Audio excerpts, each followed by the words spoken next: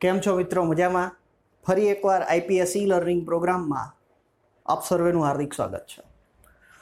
આગલા વિડીયો લેક્ચરમાં આપણે નિયમિત વિદ્યુત ક્ષેત્રમાં વિદ્યુત ડાયપોલની વર્તણૂક વિશે અભ્યાસ કરેલો. આજના લેક્ચરમાં આપણે અનિયમિત વિદ્યુત ક્ષેત્રમાં વિદ્યુત ડાયપોલની વર્તણૂક વિશે અભ્યાસ કરીશું. એ પહેલા અનિયમિત વિદ્યુત ક્ષેત્ર વિશે થોડીક માહિતી આપણે મેળવી લઈએ. અનિયમિત વિદ્યુત ક્ષેત્રમાં વિદ્યુત ક્ષેત્રની દિશા અને dE/dr ની દિશા એ બે વિશે આપણે માહિતી મેળવીએ. ઓકે, અનિયમિત વિદ્યુત ક્ષેત્ર.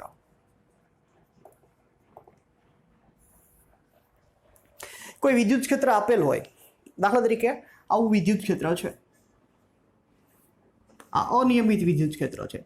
નિયમિત એટલે શું? તો જો વિદ્યુત ક્ષેત્રનું દરેક બિંદુએ મૂલ્ય પણ અચળ રહેતું હોય અને દરેક બિંદુએ વિદ્યુત ક્ષેત્રની દિશા પણ અચળ રહેતી હોય તો તેવા વિદ્યુત ક્ષેત્રને નિયમિત વિદ્યુત ક્ષેત્ર કહેવાય. તો અનિયમિત એટલે શું? તો બેમાંથી કોઈ પણ એક બદલાતું હોય એવા વિદ્યુત ક્ષેત્રને અનિયમિત કહેવાય. તો જે એમસીક્યુની દાખલા ટાઈપ ગણતરીવાળા એમસીક્યુની વાત છે, તો ગણતરીવાળા એમસીક્યુમાં હંમેશા બધા જ ક્વેશ્ચનમાં આ પ્રકારનું વિદ્યુત ક્ષેત્ર હશે. એટલે દરેક બિંદુ પાસે વિદ્યુત ક્ષેત્રની દિશા બદલાતી નહીં હોય, માત્ર મૂલ્ય બદલાતું હશે. તો આ જે વિદ્યુત ક્ષેત્ર મેં દોરેલું છે અહીંયા, વિદ્યુત ક્ષેત્રની દિશા, વિદ્યુત ક્ષેત્ર E ની દિશા છે એ ધન x દિશામાં છે. વિદ્યુત ક્ષેત્રની દિશા છે એ પ્લસ x દિશા છે. બરાબર. અને આ અનિયમિત વિદ્યુત ક્ષેત્ર છે. આના ઉપરથી સ્પષ્ટ છે કે અહીંયા વિદ્યુત ક્ષેત્ર તીવ્રતા સદિશ પહેલા નાનો કર્યો છે, એના પછી મોટો કર્યો છે, એની પછી એની કરતાંય મોટો કર્યો છે. જેટલો વિદ્યુત ક્ષેત્ર સદિશ મોટો એ બિંદુ પાસે એટલું જ વિદ્યુત ક્ષેત્રનું મૂલ્ય વધારે. એનો મતલબ આ દિશામાં જઈએ, x અક્ષની ધન દિશામાં વિદ્યુત ક્ષેત્રની તીવ્રતાનું મૂલ્ય ક્રમશઃ વધતું જાય છે. ચલો, હવે એની કરતા થોડુંક અલગ પ્રકારનું વિદ્યુત ક્ષેત્ર હું અહીંયા દોરું છું.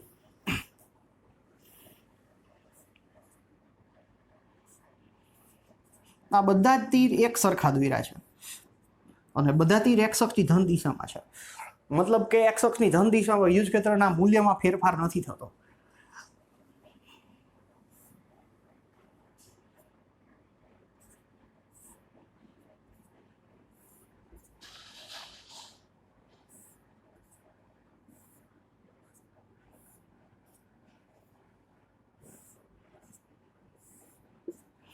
જો આ વિદ્યુત ક્ષેત્ર એવા પ્રકારનું મેં અહીંયા દર્શાવેલું છે કે જેમાં x દિશામાં તીરની લંબાઈ એક સરખી જ રહે છે. મતલબ x દિશામાં વિદ્યુત ક્ષેત્રનું મૂલ્ય બદલાતું નથી. એના બદલે આમ y દિશામાં જેમ ઉપર જઈએ ને વિદ્યુત ક્ષેત્રના તીરની લંબાઈ વધે છે, મતલબ વિદ્યુત ક્ષેત્રનું મૂલ્ય y દિશામાં વધે છે. અહીંયા પણ વિદ્યુત ક્ષેત્રની દિશા તો x જ છે અને બંને અનિયમિત છે. અહીંયા વિદ્યુત ક્ષેત્રની દિશા કઈ છે? પ્લસ x છે. તો આ બંને અનિયમિત વિદ્યુત ક્ષેત્ર છે. બંનેમાં શું ડિફરન્સ? તો આમાં વિદ્યુત ક્ષેત્રનું મૂલ્ય ધન દિશામાં વધે છે x અક્ષની, અને આમાં વિદ્યુત ક્ષેત્રનું મૂલ્ય y અક્ષની ધન દિશામાં વધે છે. અહીંયા એક આપણે ભૌતિક રાશિ વ્યાખ્યાયિત કરીએ, dE/dr. એને વિદ્યુત ક્ષેત્રના ફેરફારનો દર. તો જ્યારે અનિયમિત વિદ્યુત ક્ષેત્ર આવે, એ અનિયમિત વિદ્યુત ક્ષેત્ર આ પ્રકારના આવશે. આવા અનિયમિત વિદ્યુત ક્ષેત્રમાં આપણે વિદ્યુત ડાયપોલની વર્તણૂકનો અભ્યાસ કરવો છે. બરાબર.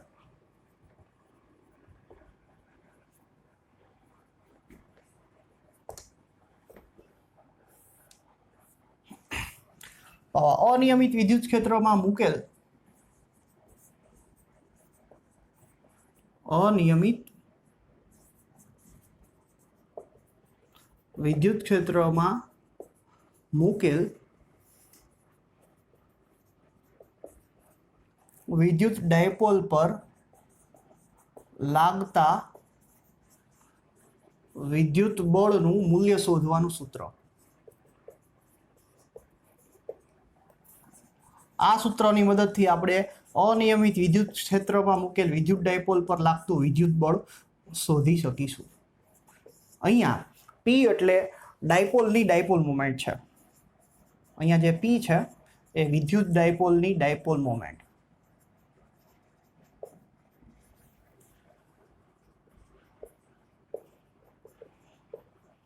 અને DE/dr જે છે ડીઈ અપોન ડીઆર છે એ વિદ્યુત ક્ષેત્રના મૂલ્ય એટલે માનાંકમાં સદિશ ઈ ના ફેરફારનો દર છે. વિદ્યુત ક્ષેત્રના મૂલ્યના ફેરફારનો દર, અથવા એને એવું પણ કહી શકાય કે એકમ અંતર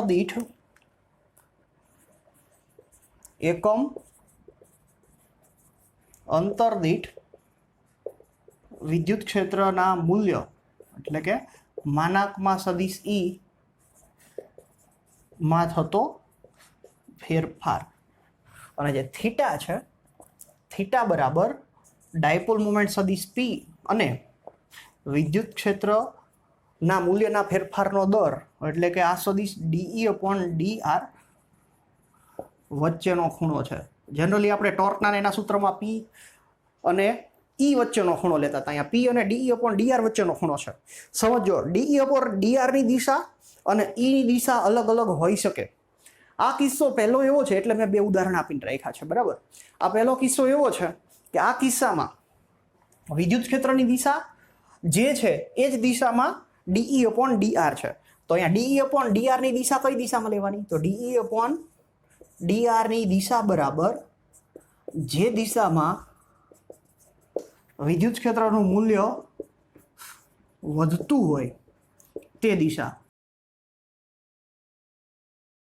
તો અહીંયા એક્સ અક્ષની ધન દિશા વધે છે, દિશામાં ડીઈ અપોન ડીઆરની આમાં વિદ્યુત વાય દિશામાં ઉપરની દિશામાં વધે છે અને વિદ્યુત ક્ષેત્રો એક્સ અક્ષની ધન દિશામાં છે. તો અહીંયા ડીઈ અપોન ડીઆરની દિશા છે એ પ્લસ વાય છે, પ્લસ એક્સ નથી.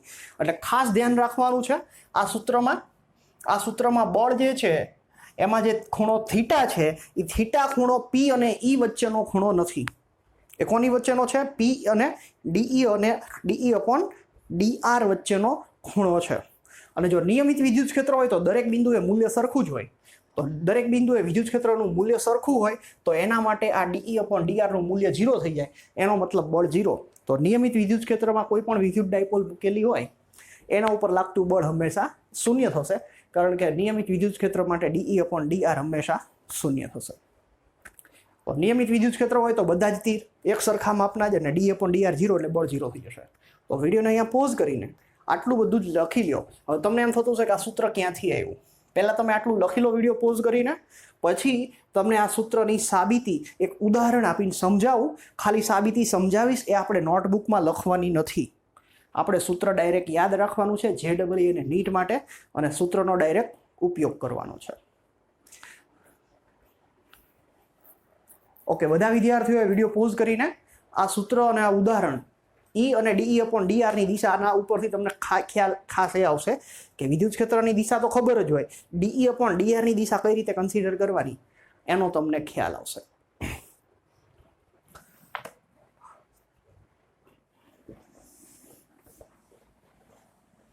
ચલો હવે આના બે ઉદાહરણો લઈએ.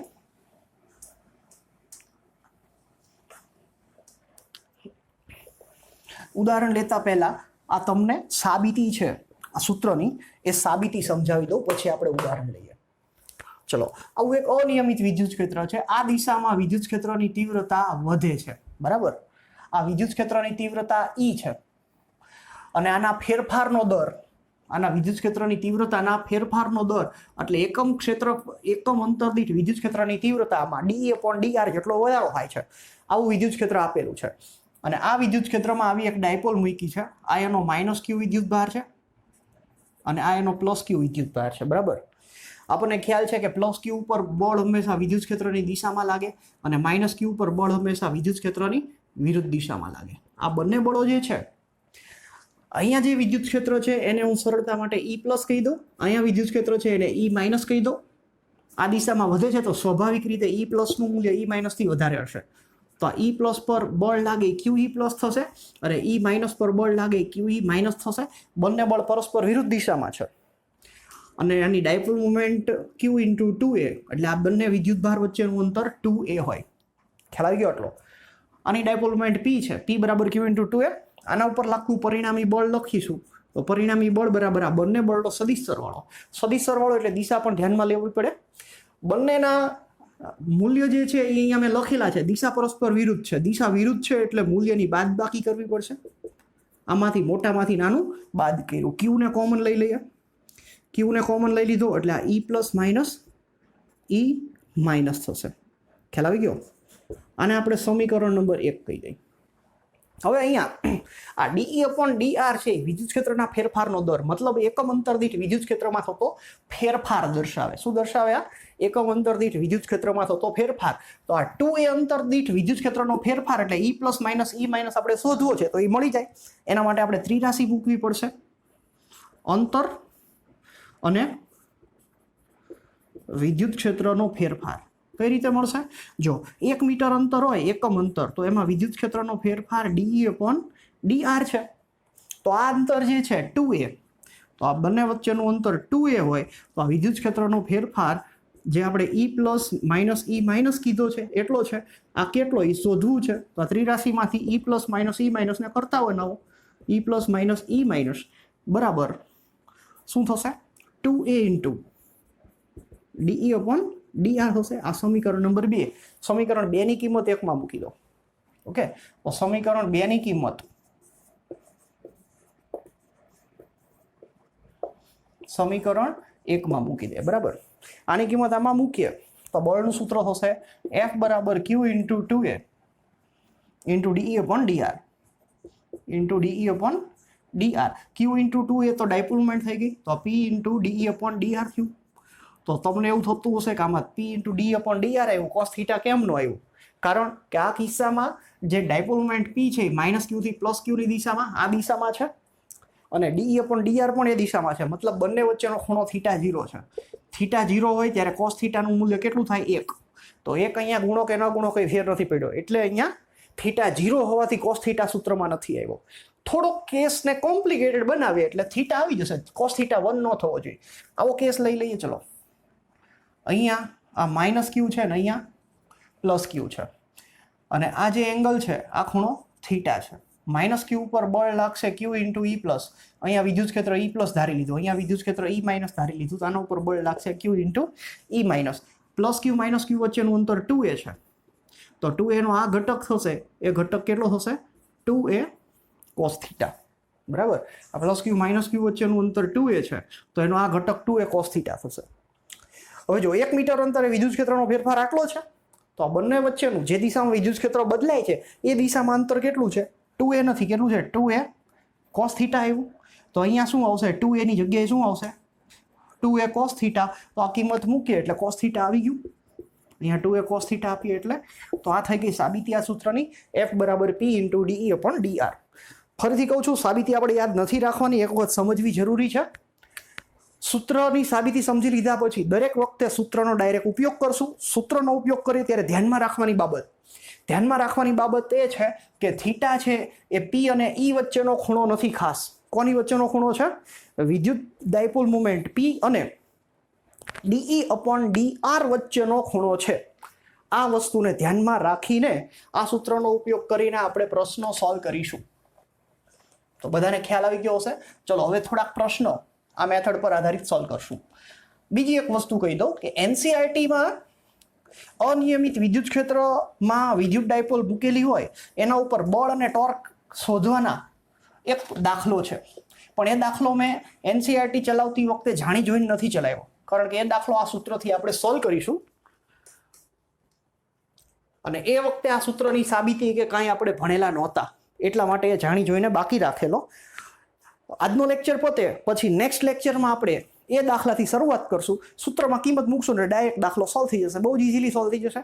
એટલે આ સૂત્રનો ઉપયોગ કરીને એ વધારાના સ્વાધ્યાયનો દાખલો સોલ્વ કરીશું, અને પછીથી આગળ NCERTના બીજા જે ટોપિક હોય બાકી છે એ આગળ ભણીશું. ચલો, આવો એક પ્રશ્ન છે, આ એક પ્રશ્ન સોલ્વ કરી દઈએ. આકૃતિ પ્રશ્નમાં જ આપેલી છે. આવી વિદ્યુત ડાયપોલ છે, આ ડાયપોલની ડાયપોલ મોમેન્ટ P1 છે.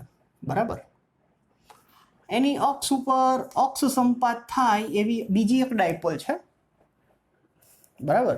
આ ડાયપોલની ડાયપોલ મોમેન્ટ P2 છે અને બંનેના કેન્દ્રો વચ્ચેનું અંતર r છે.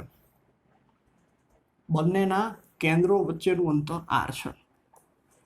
અને પ્રશ્ન એવો પૂછ્યો છે કે આકૃતિમાં દર્શાવેલ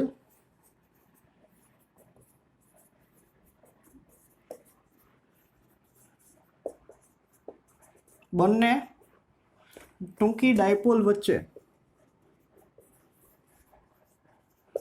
લાગતું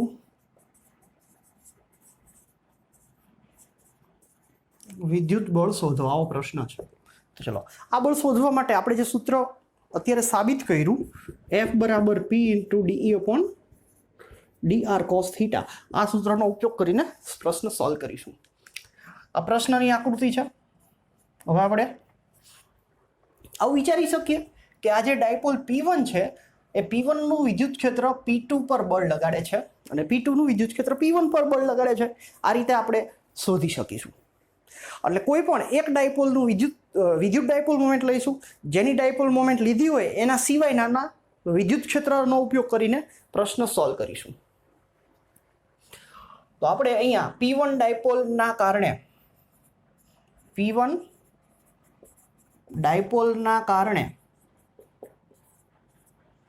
P2 પાસે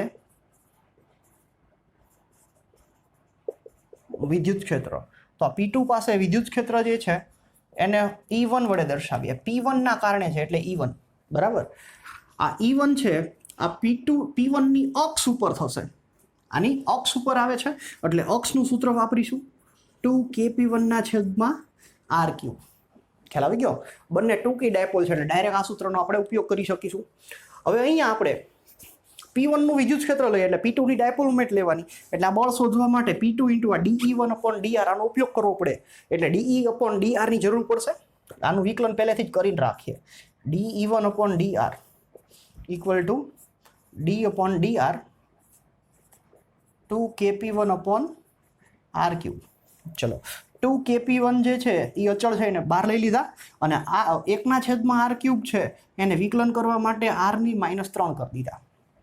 તો આ 2kP1 એઝ ઇટ ઇઝ લખ્યા, r ની -3 ઘાત છે એનું વિકલન -3 ગુણાકારમાં અને ઘાતમાં 1 નો ઘટાડો એટલે -4, એ છેદમાં જાય તો +4 થશે એટલે 2 ગુણ્યા 3 6, આગળ માઇનસની નિશાની, 6kP1 ના છેદમાં r ની 4 ઘાત. આ સમીકરણ 1 આ મળ્યું આપણને DE1 છેદમાં DR. ચલો, આટલું થઈ ગયું. હવે આપણે આ P1 ના વિદ્યુત ક્ષેત્રને કારણે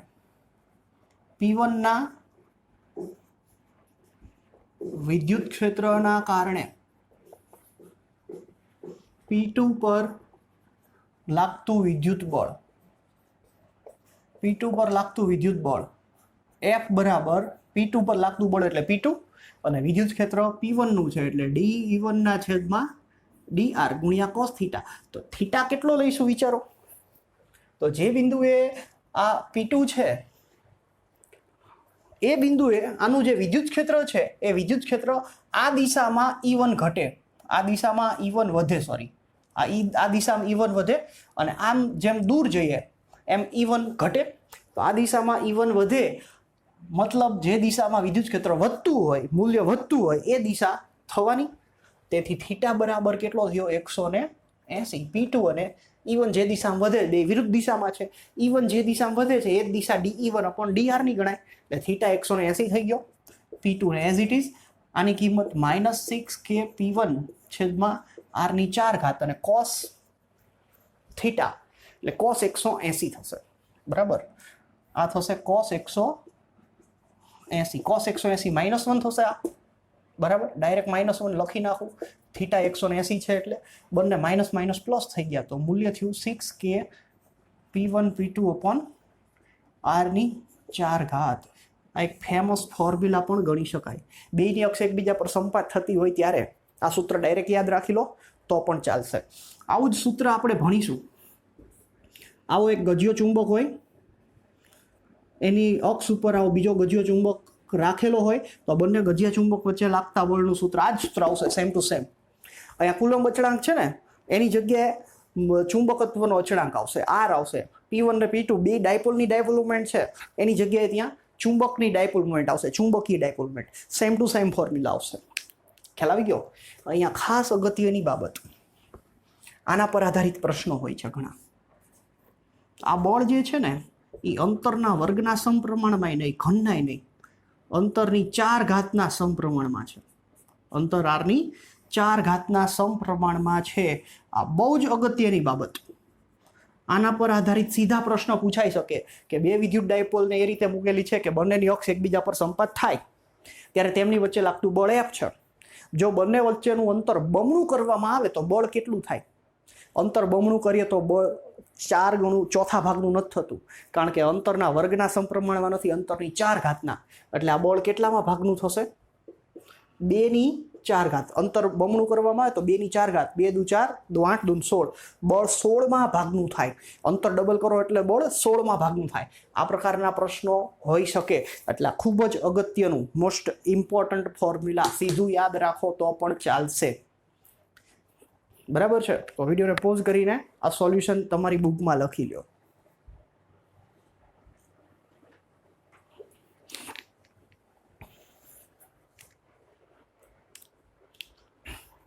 ઓકે, ચલો. દરેક વિદ્યાર્થીઓએ વિડીયો પોઝ કરીને પોતપોતાની નોટબુકમાં આ લખી લીધું હશે. હવે નેક્સ્ટ ક્વેશ્ચન કરીએ છીએ. એમાં હું નાનકડો એવો ફેરફાર કરું છું. આ જે પહેલી ડાયપોલ હતી ને એને હું રોટેટ કરીને આમ મૂકી દઉં. આ રીતે ગોઠવી દીધી. ચલો,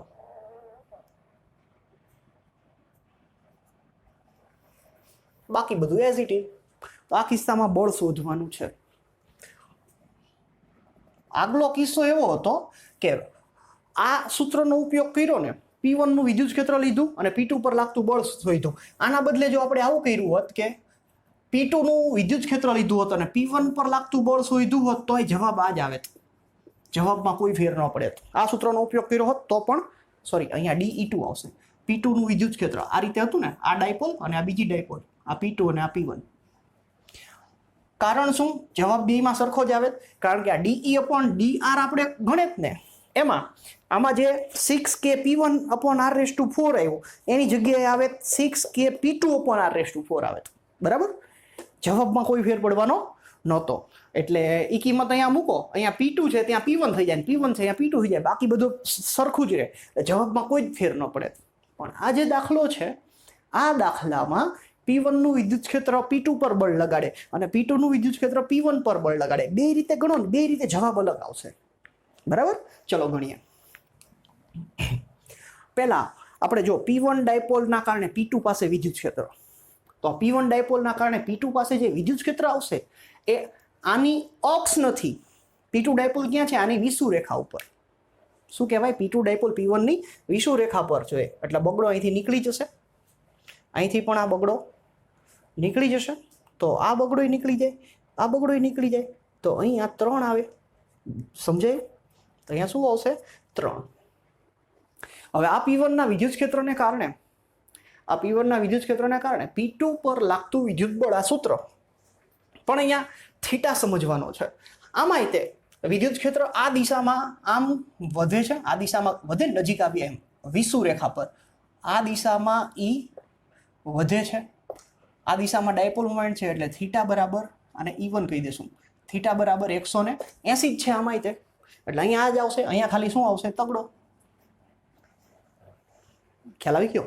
અહીંયા તગડો આવશે. તો અહીંયા પણ તગડો આવશે, બાકી કોઈ ચેન્જ નહીં થાય. આન્સર આટલો આવશે. બરાબર? હવે વિચારો, આ રીતે ગણીએ તો શું થાય? આ રીતે ગણીએ ને તો ફેર કેટલો થશે? P1 ડાયપોલ અને P2 નું વિદ્યુત ક્ષેત્ર. તો P2 ના વિદ્યુત ક્ષેત્રમાં DE2/dr કરીએ તો આ જે ડાયપોલ P1 છે એનું કેન્દ્ર આ P2 ની અક્ષ પર છે. તો આમાં જે DE1/dr આપણને -3kP1/r⁴ મળ્યું, એના બદલે અહીંયા DE2/dr આપણને -6kP1/r⁴ મળે. કેમ 6 આવ્યો? કારણ કે એમાં વિદ્યુત ક્ષેત્ર અક્ષવાળું સૂત્ર વાપરવું પડે. P2 ની અક્ષ પર છે અહીંયા. હવે આ આકૃતિ આ રીતે છે ને, આમ. બરાબર? એટલે આ P2 ની અક્ષ પર છે. P1 ડાયપોલ P2 ની અક્ષ પર છે, એટલે અક્ષના સૂત્રમાં એ બગડો આવે તો એ બગડો રહેવાનો. તો આગલું હતું એ જ રીતે અહીંયા 3ની જગ્યાએ 6 આવે અને એ કિંમત મૂકો ને તો જે ફાઇનલ આન્સર આવે એ final answer 6k p1 p2 ના છેદમાં r ની 4 ઘાત. તો આ તો મોટો ધર્મસંકટ થયો. બે મેથડમાં બે સૂત્રમાં અલગ અલગ જવાબ આવ્યો. આગળના કેસમાં બેની અક્ષ સંપાત થતી હતી તો બેમાં એક જ સરખો જવાબ આપતો હતો એટલે બે સાચા હતા. તો આ બેમાંથી કયો સાચો? આ સાચો થશે. કેમ સમજીએ, આ કેમ ખોટો સમજીએ. જો આ જે છે એ જે વિદ્યુત ક્ષેત્ર ઉત્પન્ન કરે આ ડાયપોલ પર બળ લગાડે. આ ડાયપોલનો -q વિદ્યુત ભાર અહીંયા હશે અને +q વિદ્યુત ભાર અહીંયા હશે, બરાબર? તો આની જે વિષુવ રેખા છે ને એ વિષુવ રેખા ઉપર વિદ્યુત ક્ષેત્રનું સૂત્ર આપણે લખ્યું અને એ વિદ્યુત ક્ષેત્ર આના -q +q પર બળ લગાડે છે અને એનું મૂલ્ય આટલું આવ્યું. આ જે વિદ્યુત ક્ષેત્રનું સૂત્ર છે એ વિદ્યુત ક્ષેત્રનું સૂત્ર વિષુવ રેખા ઉપરનું છે અને આના બે વિદ્યુત ભાર આ P1 ની વિષુવ રેખા પર ઓલરેડી છે એટલા માટે આ મેથડ સાચી.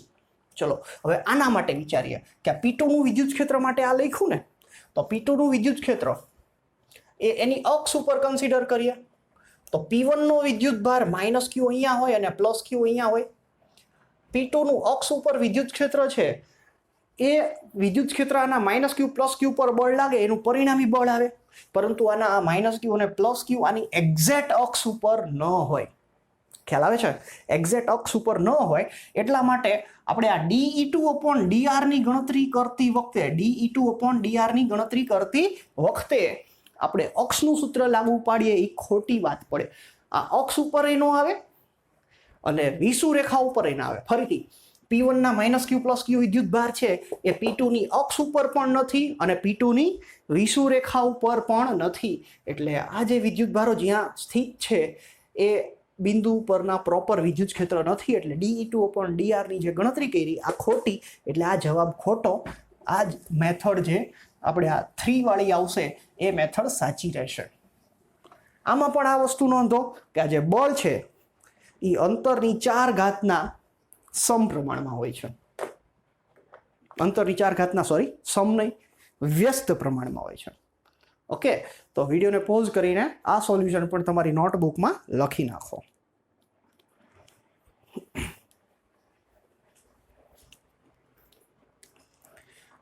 ઓકે, તો બધા વિદ્યાર્થીઓને આ મેથડ પણ સંપૂર્ણ ખ્યાલ આવી ગયો હશે. ફરીથી ધ્યાન શું રાખવાનું છે કે આ P2 નું વિદ્યુત ક્ષેત્ર લઈએ ને તો એ આના અક્ષ ઉપર P2 ના વિદ્યુત ક્ષેત્રની અક્ષ છે એ અક્ષ પરનું સૂત્ર વાપરીએ તો આ અક્ષ ઉપર આના +q -q નથી એટલા માટે જે જવાબ આવે એ ખોટો આવે. જ્યારે આની જે વિષુવ રેખા ઉપર છે આ બંને વિદ્યુત ભાર વિષુવ રેખા ઉપર સ્થિર છે એટલા માટે એ સૂત્ર સાચું થશે. બરાબર? તો નેક્સ્ટ વિડીયો લેક્ચરમાં આપણે આ જે સૂત્ર છે એના પર આધારિત આ જે સૂત્ર છે F = P × dE/dr × cos θ એ સૂત્ર પર આધારિત એક NCERT નો પ્રશ્ન છે. એ NCERT નો પ્રશ્ન સોલ્વ કરીશું અને ત્યાર પછી NCERT ની જે બાકીની થિયરીઓ છે એ થિયરીઓ આગળ સ્ટાર્ટ કરીને NCERT ના સ્વાધ્યાય અને ઉદાહરણના દાખલાઓ ગણીશું. તો મળીએ છીએ નેક્સ્ટ વિડીયો લેક્ચરમાં. ત્યાં સુધી ગુડ બાય, હેપી લર્નિંગ.